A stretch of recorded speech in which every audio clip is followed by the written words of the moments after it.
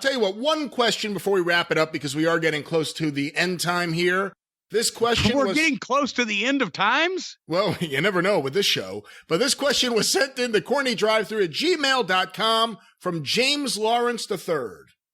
But there was two more of them that came beforehand, and they still tried a third time to get it right. As I was watching a September 1995 episode of Smoky Mountain Wrestling, after the attack by the thugs on the heavenly bodies with wood planks, during an interview, you have the camera pan down and show Dr. Tom's injured leg. And I notice his boot had 3-inch soles. My question is this: was this something he chose to wear?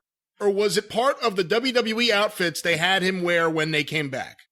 Also, if they were platform shoes, how tall is Dr. Tom actually? Tom Pritchard is actually only 4 feet 7 inches tall, but because of the miracle of television, here, and once again, there's another thing that's been lost since we lost the territories and the ability to use foreign objects and gain unfair advantages in clever and different ways. Following up on the lead of the grappler Lynn Denton, of the number one hillbilly, the king of Kingsport himself, Ron Wright, of Inferno Clubfoot back in the 60s, who was either Curtis Smith or Frankie Kane, depending on, I think it was Frankie Kane. Bobby Hart, in the great tag team of Bobby Hart and Lorenzo Parenti, managed by Gentleman Saul Weingeroff, and I'm sure literally 50 other wrestlers. Tom Pritchard had a loaded boot. He started out, and I still have his boot gimmick. He gave it to me for my collection. But he started out in Continental because he did the super kick, the Enziguri super kick, where you would go up beside and behind a man's head with your right foot, right? You throw the left foot into the gut, and when he catches it, you throw the right one. Boom. And poor people got smart to that. Maybe you just shouldn't catch the foot. But what Tom did, because he was a heel, was he got this apparatus made where he slipped this thing with... It was made out of leather, and it has some white tape so you could see it real good. And it's got some quarters under the tape, so it looked like some fucking metal under there.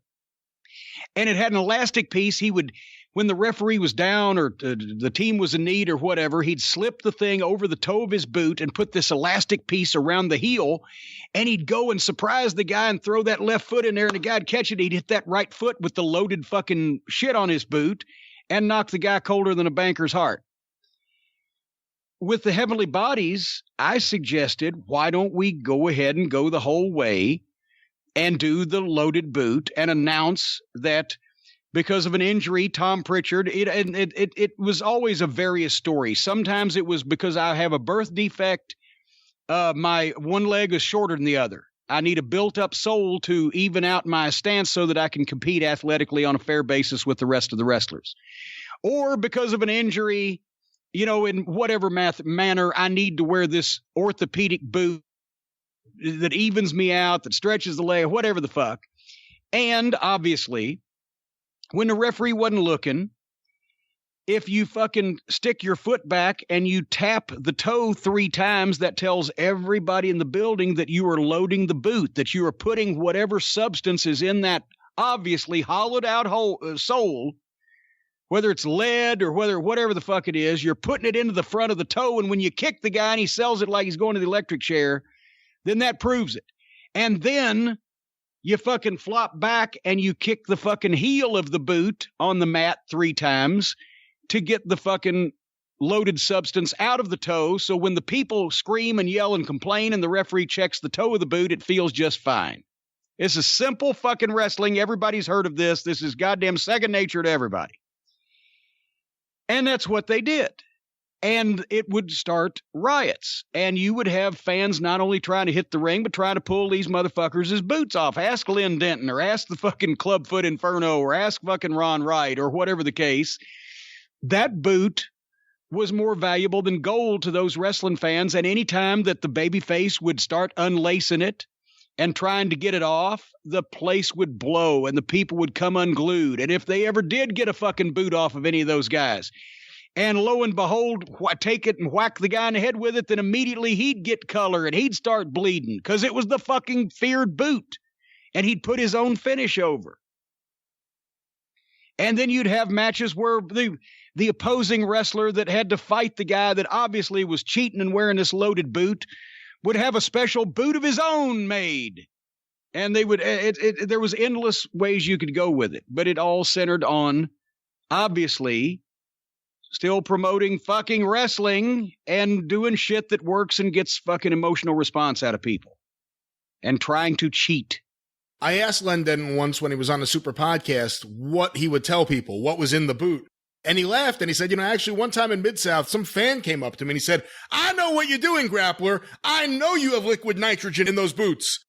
And he goes, I thought about it. I said, that's a really good excuse. There you go. Yeah. So liquid nitrogen in the Grappler's boots. Yes. And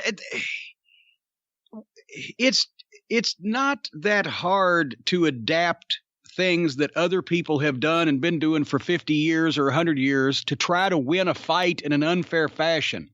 The fucking documentary they did on HBO where that boxing manager, Panama Lewis, and I can't remember what his fighter's name was, but they actually hollowed out the most of the stuffing of a pair of regulation gloves and managed to slip them on their fighter in a fight in the garden back 30 fucking some years ago. And he gave the other kid wouldn't quit.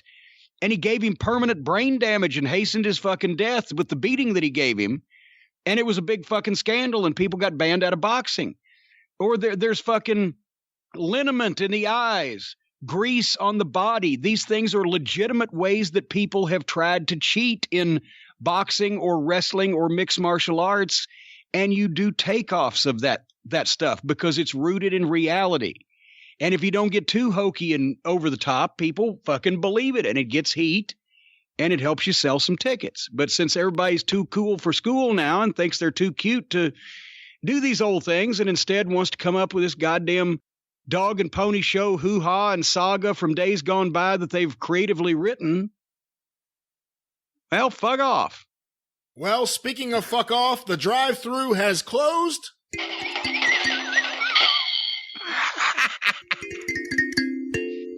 All right.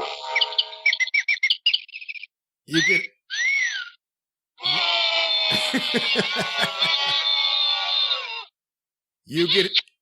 You can hear more...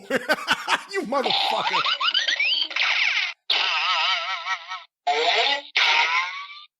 You can hear more of Jim Cornette this Thursday on the Jim Cornette Experience, debuting, and you can listen to. You totally threw me off. I don't know what's going on. You don't know what's happening.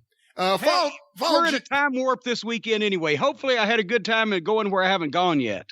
Follow Jim on Twitter at @TheJimCornette to read all about the Chicago arrest that happened this past weekend. As well as follow me on Twitter at GreatBrianLast. You can hear me on the 605 Super Podcast at 605pod.com or available wherever it is that you find your favorite podcasts.